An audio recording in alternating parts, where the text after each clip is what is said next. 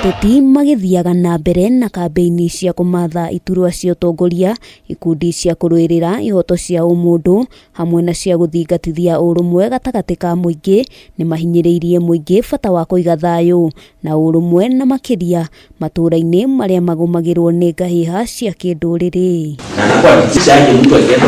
Gicigo-ini kia ubunge kia Njoro kaunti-ini ya Naikuru ni kumwe gwa kuria kwanakorwo na irema na nguraro ciumanite na ngahiha cia kinduriri na irita njira ya gwetha urumwe. Ikundi ici ni ithaganitie gikaro kia hamwe gatagati-ini ka ateti, ndundu cia thuri, undu umwe na andu mari na mawathe.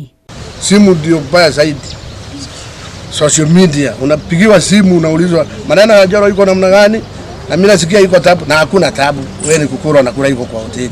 Lakini mtu mwingine anakupigia simu akiwa Nairobi au ako Limuru, sijui ako wapi, anakupigia simu kuuliza maneno ya tabu ya Njoro. Njoro haina tabu, tunaogopa hiyo watu ya social media sana. Anyoteri iturwa atumia ona gukiri uguo ni magwetetwo gukorwo mari gitugi gia bata hari kurimira urumwe, gukirikana andu mari na mawathe nio kaingi mekoraga haceke riria ngahiha ciatumuka. Sisi ambao hatuna uwezo wa kukimbia ama kuchukua chochote, tunaogopa sana tunaposikia wanasiasa wakimention vitu ambavyo vinaweza vikalete shida katika society. Na mugambo mwe ikundi ici ciranire kuhunjia thayu na guo tongoria wa kiama ukiuria ateti gwithema miario ingigayukania ona kana gucokia muingi irima-ini riria marikitie kuma. Penda at least watu wanapouza ajenda zao wauze sela,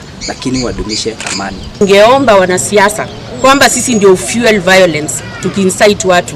Hebu tuungane pamoja kama wanasiasa hapa Njoro, especially kina mama, manake sisi ndio tunawakilisha mambo ya amani. Handũ-inĩ ha Kameme TV, ritwa riakwa ni Wambui wa Njuguna.